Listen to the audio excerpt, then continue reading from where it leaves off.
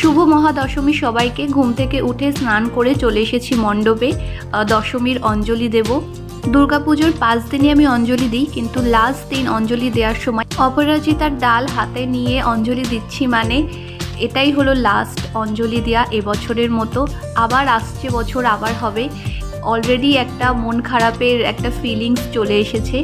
অনেককেই বলতে শুনেছি যে দুর্গাপুজোর অঞ্জলি দেওয়া মানে শুধু অষ্টমীর দিন, বাকি দিনগুলো আর দেওয়ার প্রয়োজন নেই। কিন্তু এখানে দেখো আমার মতো কত মানুষ আছে যারা দুর্গাপুজোর প্রত্যেকটা দিন অঞ্জলি দেয়, কারণ মা তো বছরে একবারই আসে। আর এবছরের মতো মায়ের পুজোও কমপ্লিট হয়ে গেছে, ঠাকুরমশাই ঘট অলরেডি নড়াচ্ছে এখানে। আর এবার আমরা নেব শান্তির জল নিয়ে দেন আমাদের এবছরের দশমী কমপ্লিট। এখানে ঠাকুরমশাই সবাইকে শান্তির জল দিচ্ছে। সব শেষে চরণামৃত নিলাম, এটা খেয়ে তারপর আর কি উপোসটা ভাঙে। তো এখানে দেখতে পাচ্ছ আমি ঘুম থেকে মানে সবে উঠে এসে আগে অঞ্জলি দিচ্ছি। মারও এখানে ঘুম চোখ, কিন্তু কিছু করার নেই, পুজো সকাল সকাল। সকলকে জানাই শারদীয়া প্রীতি শুভেচ্ছা অভিনন্দন। আমাদের দশমীর অঞ্জলি শেষ হয়ে গেছে, এবার মাকে বিদায় দেওয়ার পালা। যারা মাকে বরণ করতে চান তাদের অনুরোধ করা হচ্ছে তারা পূজা মণ্ডপে এসে মাকে বরণ করে যান। সকালটা তো খুব সুন্দরভাবে শুরু হলো। এরপরে এখনও অনেক কিছু বাকি আছে। এরপরে সিঁদুর দেওয়া আছে, তারপরে ঠাকুর বিসর্জন আছে, তারপর বিজয়া করা আছে। তো চলো আজকের ব্লগটা এখান থেকে শুরু হলো। দশমীর প্রসাদ খই দই, পান্তা ভাত, কচুর শাক, আর এখানে হলো ক্ষীরপুলি।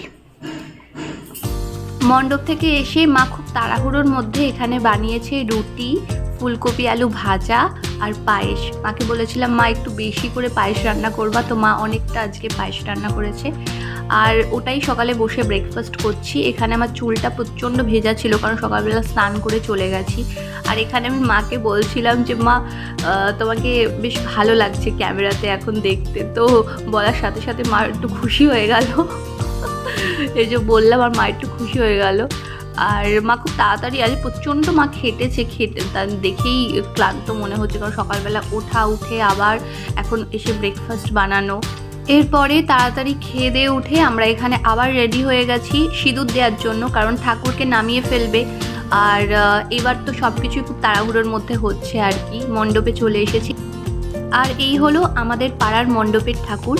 কেমন হয়েছে অবশ্যই জানাবে। আমার তো খুবই ভালো লাগে, কারণ চোখগুলো টানা টানা আর মনে হয় যে একদম জাগ্রত, এরকম টাইপের একটা মনে হয়।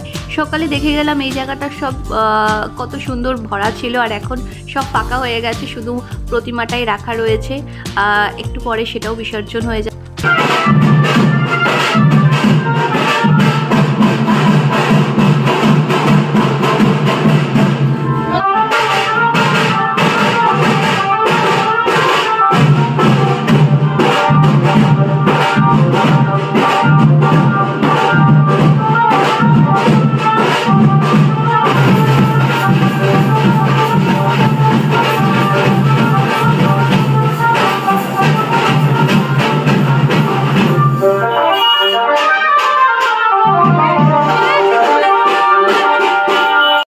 সবশেষে একটুখানি ছবি টবি না তুললে আবার হয় নাকি, তাই তো একটু ছবি তুলে নিলাম, একটু ভিডিও করে নিলাম। আর এই হলো দশমীর স্পেশাল লুক। আমাদের মা মেয়ের কেমন লাগছে আমাদেরকে অবশ্যই জানিও।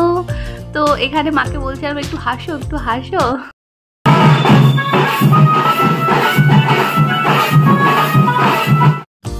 একদম ফাঁকায় এসেছি। প্রত্যেক বছর এই সময়টাতেই আসি, মানে একটু দুপুর করে আর কি। তো এই সময়টা আসলে কি হয়, একটু ফাঁকা থাকে, কারণ সবাই লাঞ্চ করতে যায়। তো ওই টাইমটাতেই সব একটু ফাঁকা থাকে মণ্ডপটা।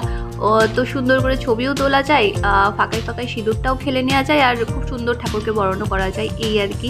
এবার যাচ্ছি বাড়ি। এবার বাড়িতে গিয়ে লাঞ্চ করব, লাঞ্চ করে দেন আবার বেরোবো। এই হলো আমাদের রায়বাড়ির ঠাকুর, এবং আমাদের কৃষ্ণনগরবাসীর জন্য মানে ছোটোবেলার থেকে এটাই নিয়ম শুনে এসেছি, দেখে এসেছি, এটাই পালন করে এসেছি যে রাজবাড়ি আর রায়বাড়ি এই দু জায়গাকার ঠাকুর বিসর্জন হয়ে যাবে, তারপরই আর কি বিজয়া, শুভ বিজয়া বলা যায়। তো এখানে রায়বাড়ির ঠাকুর চলে যাচ্ছে। প্রথমে রাজবাড়ির ঠাকুর বিসর্জন হয়, তারপর রায়বাড়ি যায়, এরকম একটা কিছু নিয়ম টিয়ম আছে আমাদের এখানে। তো এই হলো আমাদের রায়বাড়ির ঠাকুর, ভীষণ জাগ্রত। এবং এইবার বিজয়া আমরা বলতে পারি যে শুভ বিজয়া। বিকেল হয়ে গেছে, সবার প্রথমে এখানে রায়বাড়ির ঠাকুর চলে যাচ্ছে ঘাটে, এরপরে আমাদের পাড়ার ঠাকুর আর কি বেরোবে। তো মেনলি রাজবাড়ি আর রায়বাড়ি চলে যাওয়ার পরেই বাকি সব ঠাকুররা বেরোয়, এটাই নিয়ম এখানকার।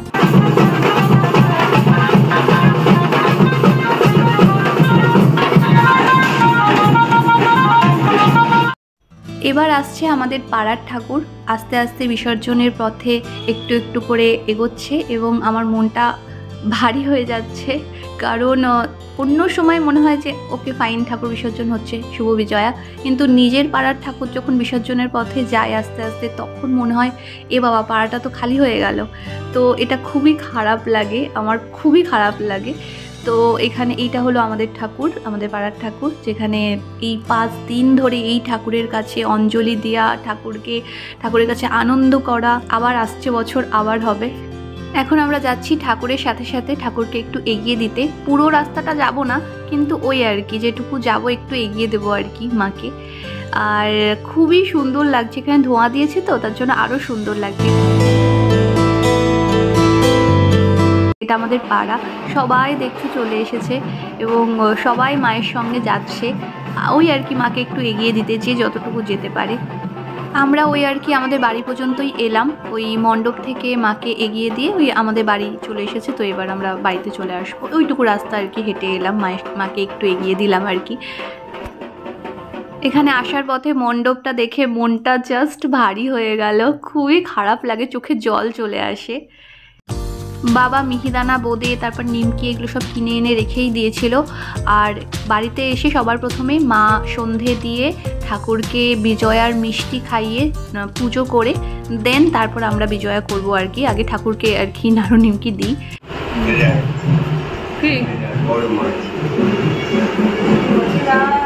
বড় মা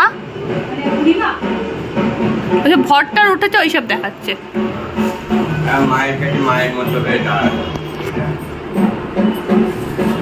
বাবা শুভ বিজয়া, ঠাকুর প্রণাম করে তারপর সব প্রণাম করছি। মা তোমার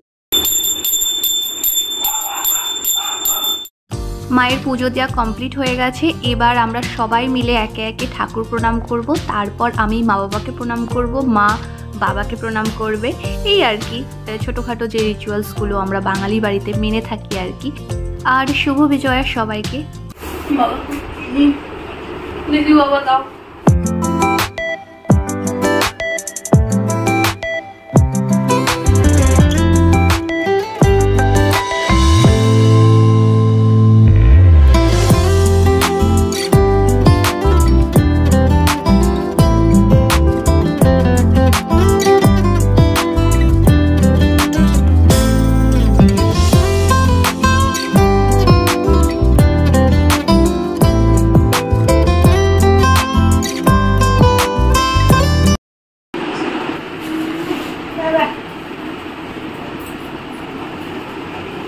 শুভ বিজয়া বাবা।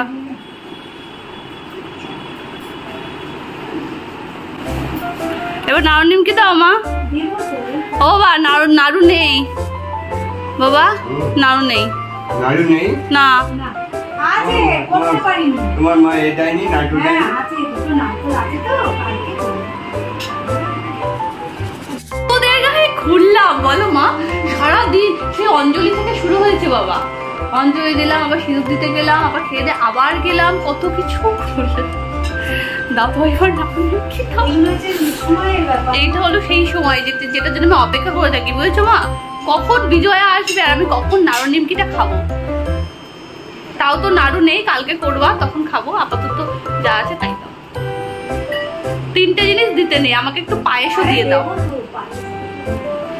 পায়েসটা এক হাঁড়ি ভাগ্যিস করেছো। বাবা পায়েস কেমন হয়েছে বাবা মায়ের? নিমকি, বোঁদে, পায়েস, সীতাভোগ, এবার এই এতগুলো খাবার চোখের সামনে দেখে এইবার আমার মনে হচ্ছে যে আসল বিজয়া। তো শুভ বিজয়া সবাইকে। এই ছিল আমার বিজয়ার ব্লগ। আশা রাখছি আজকের ব্লগটা আপনাদের সবার ভালো লেগেছে। তো ভালো লাগলে অবশ্যই একটা লাইক করে দেবেন, শেয়ার করবেন, আর ভালো না লাগলে একটু সাবস্ক্রাইব করে দেবেন, ওই আর কি।